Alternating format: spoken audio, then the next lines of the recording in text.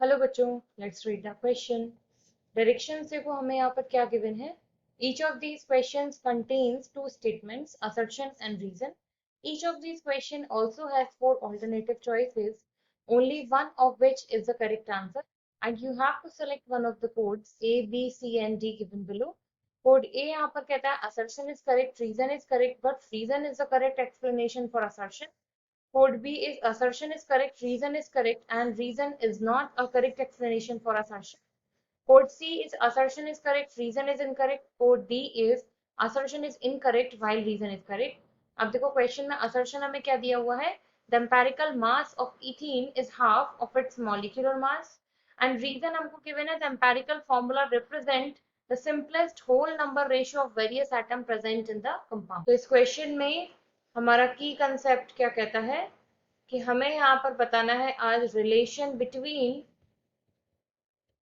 हम लोग यहाँ पर डिस्कस करेंगे empirical formula and molecular formula को लेकर। अब देखो क्वेश्चन में इथीन को लेकर बात किया हुआ है, तो इथीन मतलब क्या? एल्कीन, जो कौन सा फॉर्मूला फॉलो करेगा? CnH2n वाला। तो ईच मतलब आपके हो गए यहाँ से दो कार्बन, और H यहाँ पर आपके हो जाएंगे इसके जस्ट डबल C2H4। अब देखो हम लोग एक बार जानते हैं कि जो एम्पेरिकल फॉर्मूला होता है, इस एम्पेरिकल फॉर्मूला में जब हम यहाँ पर n का मल्टीप्लाई कर देते हैं तो ये वैल्यू हमारे किसकी हो जाती है? मॉलिक्यूलर फॉर्मूला के इक्वल हो जाती है।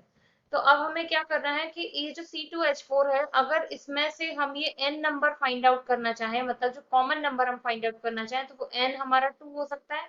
मतलब अगर 2 का हम दोनों में डिवाइड लगाएंगे तो दोनों में चला जाएगा।